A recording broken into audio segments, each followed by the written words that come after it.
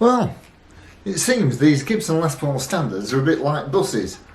Really loud and really heavy. Let's have a listen, I'll say all I can. Let's go.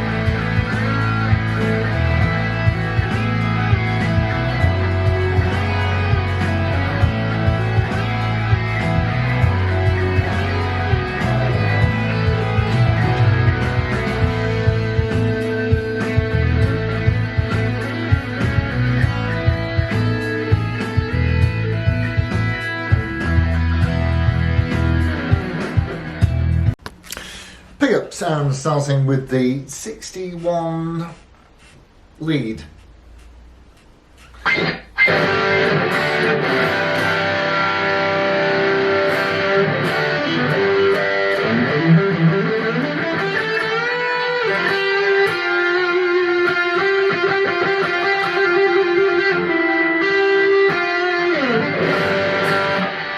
Into the centre.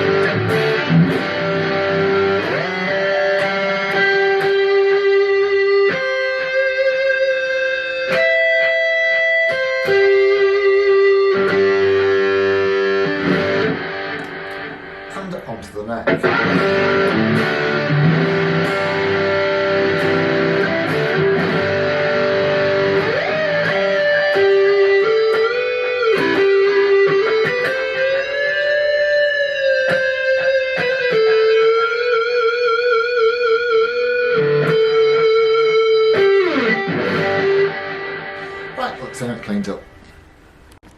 And starting again with the 61 in the bridge.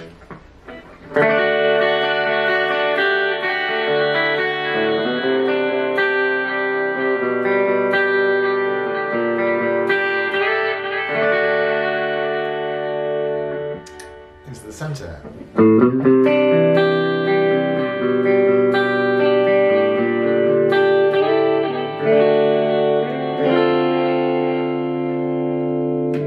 And across the neck.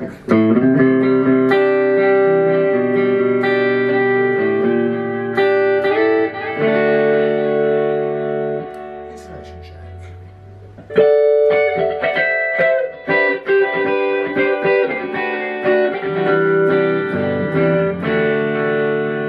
Sounds pretty good to me.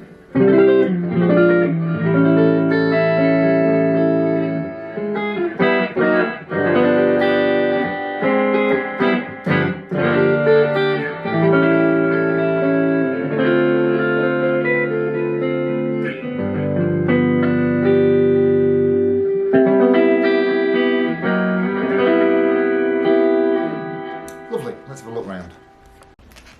Gibson Les Paul Standard 60s, and it is quite similar to the 50s, certainly in the regard that it weighs a flipping ton.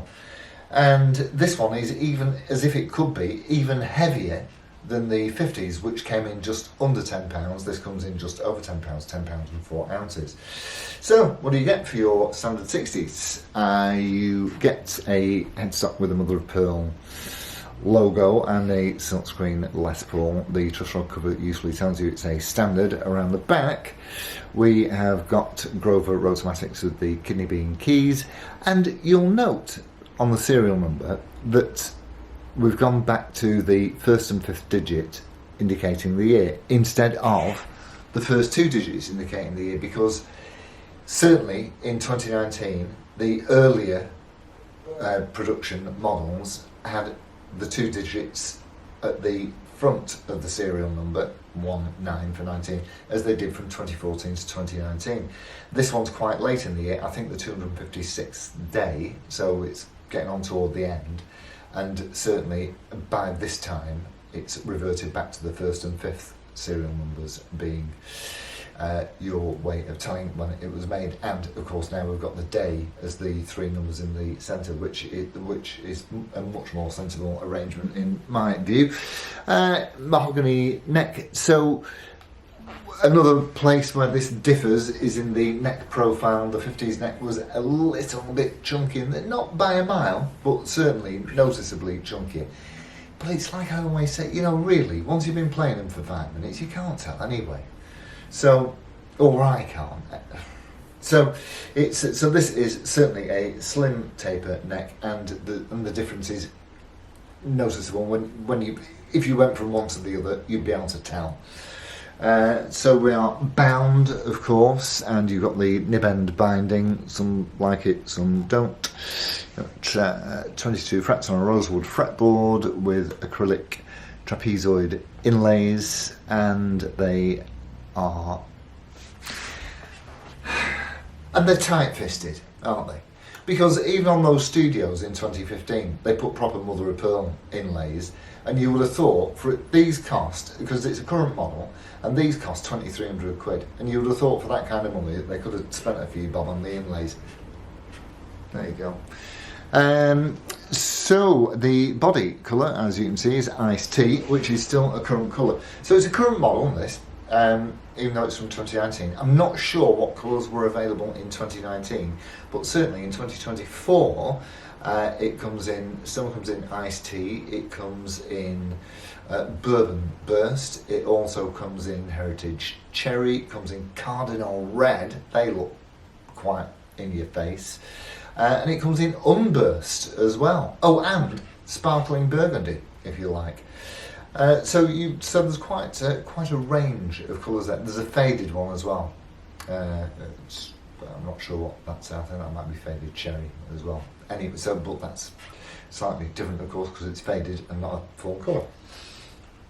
So it's a AA figured maple cap on a mahogany body, and really sadly, this one's got to look at that. Look, how do you do that? Can you see that? I mean, you know, when it's straight on like this, you can't tell. You certainly can't tell when you're looking down. But so there's a little mark on it there. Oh yes, and round the back of the headstock, it looks like it's been on. I don't know what kind of stand that's been dangling off, but clearly it didn't have much protection on it. So yeah, you could touch it in, I suppose, couldn't you?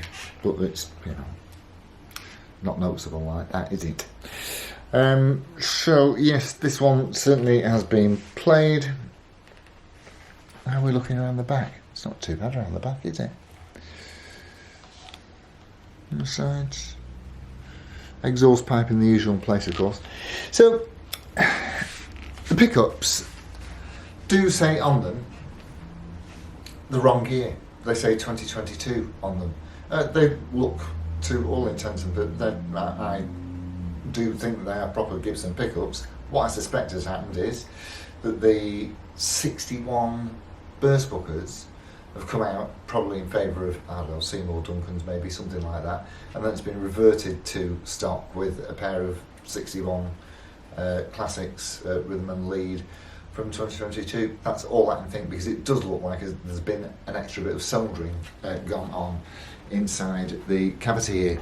Speaking of which, inside the cavity, so these are all hand wired for, you know, authenticity, and they got regular Gibson pots with orange drop capacitors, and yeah, there looks like there's an extra bit of soldering gone on in there, but yeah, well, everything looks all Gibson-y, so I'm happy enough with that. Also, on certainly, because I have read on literally a forum, somebody else had the same question. The AVR1 bridge is actually an AVR2 Tone Pros bridge, and some of these from 2019 did get the Tone Pros bridge, because this Tone Pros bridge is not in any of the Tone Pros catalogues. It looks like it was made and designed only for Gibson, and from what I can tell, they only went on these guitars. So whether that's again a hark back to because it's from the original collection, and so whether that's a hark back to 60s, something that happened in the 60s, don't know. I can only guess it is. And the pickups are popping out mid to late 7s, which is the exact figure that they should be delivering, and I think they sound absolutely brilliant. I love them. And the other feature that I do like, we've got the gold top hats with thumb bleeders. I do like the thumb bleeders, or I think they're actually called indicators, number indicators or something like that, the little thumb bleeders here. So called because they used to be very skinny and sharp, and would make your thumb bleed if you were clumsy. And of course, to top it all off, we've got a lovely scratch plate. I do like a scratch plate, and we're all matching collar and cup. You see, the pickup rings are original. They've got the correct stamp on them. So I don't know, maybe they've just got the wrong date on, and they were wired up by a blind man on a galloping horse. So there we have it, the 60s standard in iced tea. And what I would say my most enduring impression from this is it just feels quality. A really, really nice thing to play, and you don't half know you've got it round your neck. Right, thanks all ever so much for tuning in. As always, I shall look forward to seeing you on the next one. Adios amigos. Ta-ra.